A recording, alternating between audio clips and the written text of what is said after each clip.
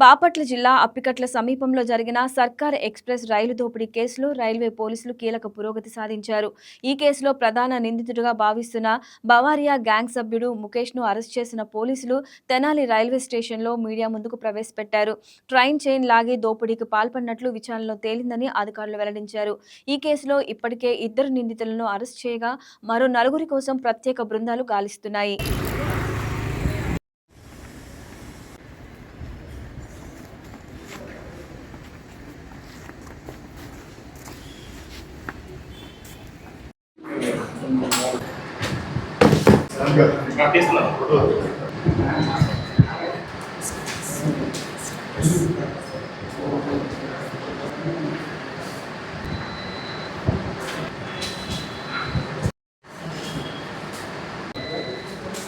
Myself Akkeshwararao, డిఎస్ఆర్పి Guntur. మీ అందరికీ తెలిసిందే, గత నెల జూన్ 14-15 నైట్ అప్పికట్ల వద్ద సర్కార్ ఎక్స్ప్రెస్ని ఏసీపీ చేసి అలారం చైన్ పుల్లింగ్ చేసి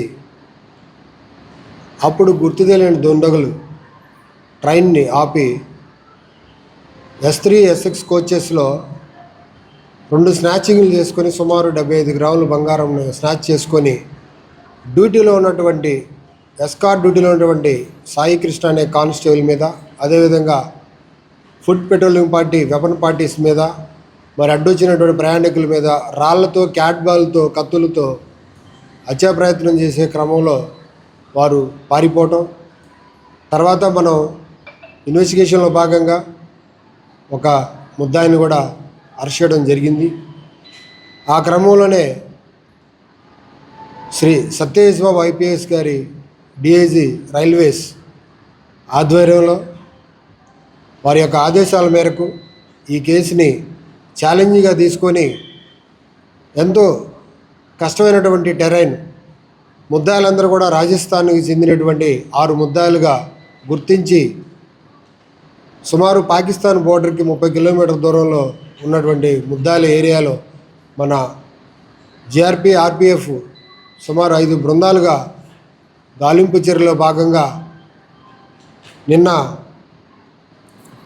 సాయంత్రం 5 గంటల సమయంలో ఈ కేసులో A2 అయినటువంటి ముఖేష్ అలియాస్ లక్కన్ అనేటువంటి A2 నేరస్తుని, ఈ కేసులో కీలకమైన నేరస్తుని మనం అరెస్ట్ చేయడం జరిగింది.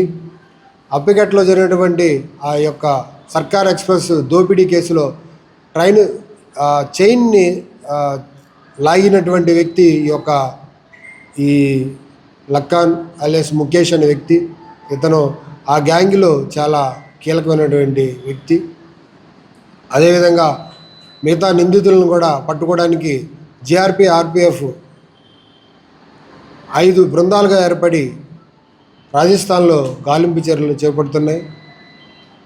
రైల్వే ప్రయాణికుల భద్రత కోసం, అదేవిధంగా రైల్వే వ్యవస్థ యొక్క భద్రత కోసం జిఆర్పి పోలీసులు, ఆర్పిఎఫ్ పోలీసులు అవసరమైతే ప్రాణత్యాగం చేసేదానికైనా సరే సిద్ధపడి పోరాడి రాత్రి అనక పగలనక డ్యూటీలు చేస్తూ ఉన్నారు. ఎవరైనా ఇలాంటి నేరాలకు పాల్పడితే ఏసీపీ కానీ, సిగ్నల్ ట్యాంపరింగ్ కానీ, గతంలో చెప్పిన విధంగా ఇలాంటి నేరాలకు పాల్పడితే అలాంటి వ్యక్తులపై పోలీసు కాల్పులు జరిపేదానికి కూడా సిద్ధం కావద్దని చెప్పి మరొకసారి పత్రికాముఖంగా తెలియజేస్తున్నాను. అరెస్ట్ అయినటువంటి ఈ యొక్క నిందితుడిని రిమాండ్ నిమిత్తం ఆనరబుల్ కోర్టు, రైల్వే కోర్టు విజయవాడకి హాజరు పెట్టడం జరుగుతుంది. మిగతా నిందితుల విషయంలో కూడా జిఆర్పి, ఆర్పిఎఫ్ జాయింట్గా టీమ్స్ ఫామ్ చేసి గాలింపు చర్యలు చేపడుతున్నాం. ఇప్పటివరకు ఈ కేసులో 2 అరెస్ట్ చేయడం జరిగింది. మిగతా 4 ముద్దాలను కూడా త్వరలో అరెస్ట్ చేసి కోర్టు ముందు హాజరు పెడతామని చెప్పి పత్రికాముఖంగా తెలియజేస్తున్నాను. వీళ్ళ మీద జోలార్పేట, చెన్నైలో నేరాలు ఉన్నట్టు తెలిసింది.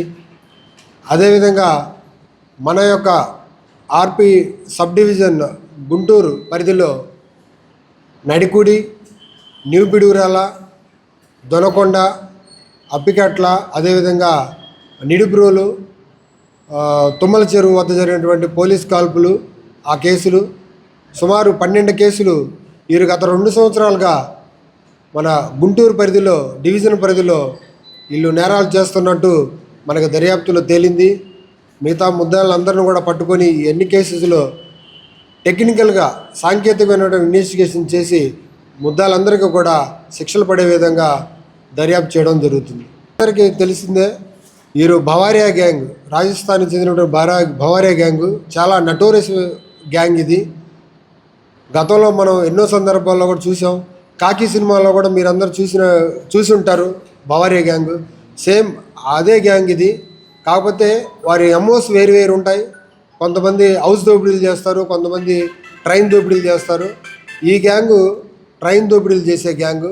వారు అతి కిరాతకంగా అవసరమైతే ప్రయాణికుల ప్రాణాలకి, పోలీసుల ప్రాణాలకు కూడా ముప్పు వాటిల్లడానికి చేయడానికి వాళ్ళు వెనకాడినటువంటి గ్యాంగు.